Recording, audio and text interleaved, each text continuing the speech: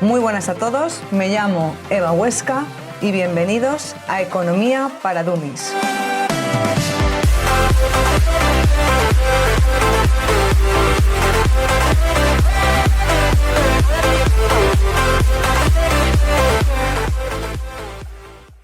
Vamos hoy a aprender a calcular el excedente del consumidor, excedente del productor y excedente total. Utilizaremos el ejemplo que vimos para el cálculo del equilibrio entre oferta y demanda para poder hoy entender los conceptos de excedente del consumidor y excedente del productor. Vamos a recordar un poco cuál fue el equilibrio en la gráfica que nos salió al calcular oferta igual a demanda. La demanda pendiente negativa, oferta pendiente positiva, que en nuestro ejemplo la oferta salía de un número negativo. En el equilibrio, donde se igualaban oferta y demanda, obtuvimos en su momento que el precio de equilibrio eran 179 y la cantidad de equilibrio 712.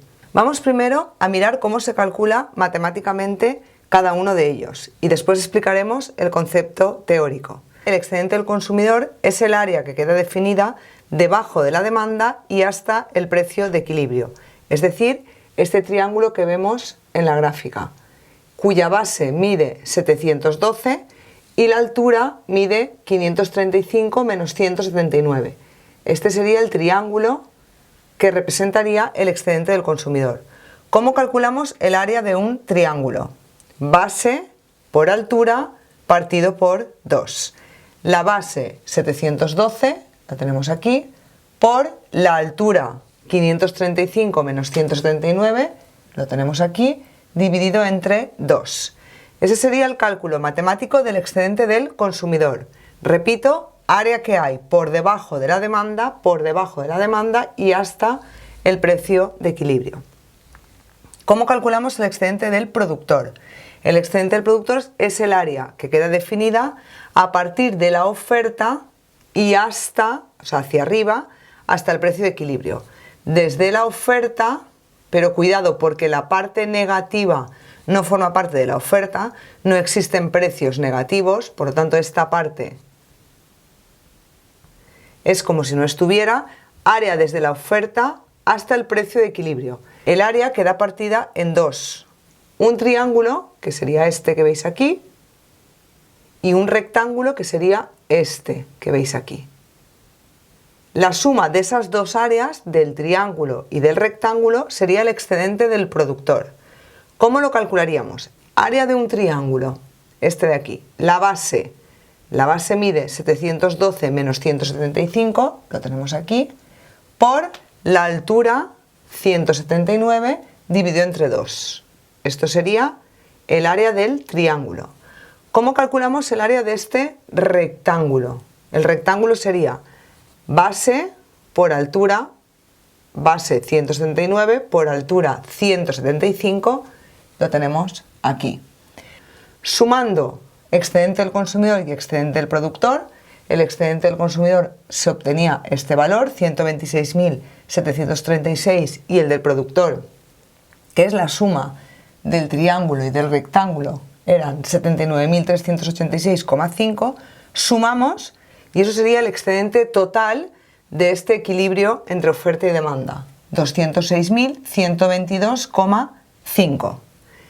Vale, hasta aquí sería gráficamente cómo representaríamos excedente del consumidor y excedente del productor, pero vamos a ver cuál es el concepto teórico de cada uno de ellos.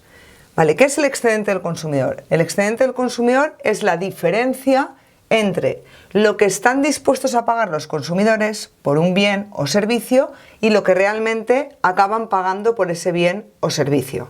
Si os dais cuenta, aquí arriba, el excedente del consumidor, por ejemplo, sería la diferencia entre este punto y este punto. Es decir, el consumidor que quiere consumir estas unidades estaría dispuesto a pagar este precio de aquí arriba y acaba pagando 179. La diferencia es el excedente del consumidor para ese consumidor que consume esas unidades. Si nos vamos más abajo, la diferencia entre este punto de la demanda, que es el precio al que estaría dispuesto a pagar el consumidor que consume estas unidades, y 179, esa diferencia es el excedente del consumidor para ese consumidor. Si sumamos todas esas diferencias sumadas, es el área que hemos representado como excedente del consumidor. ¿Y qué es el excedente del productor? El excedente del productor es la diferencia que hay entre el precio que recibe el productor por su bien o servicio y el coste marginal de producir ese bien o servicio. El precio en este caso es 179 y, atención, el coste marginal queda definido por la oferta. Cada uno de los puntos de la oferta, cada uno de los puntos, representa el coste marginal de producir esas unidades.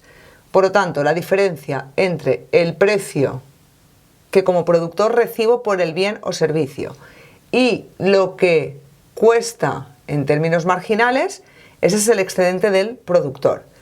El excedente del productor en este punto sería esta diferencia y así sucesivamente. Si sumamos todas esas áreas, todas esas diferencias, tenemos el excedente del productor. Una apreciación a esto de excedente del productor. Alguien puede pensar, ¿cuál es el excedente del productor cuando estamos en el rectángulo? Vale, en el rectángulo la diferencia entre el precio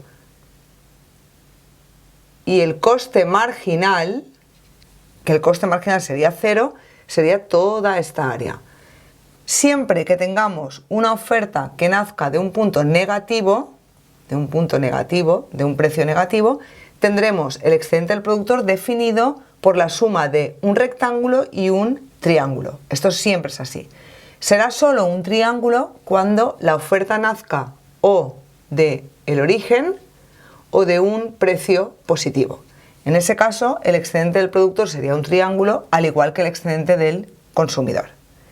Me aparto un momento de la pantalla para que os suscribáis, le deis like, comentéis el vídeo y vuelvo enseguida.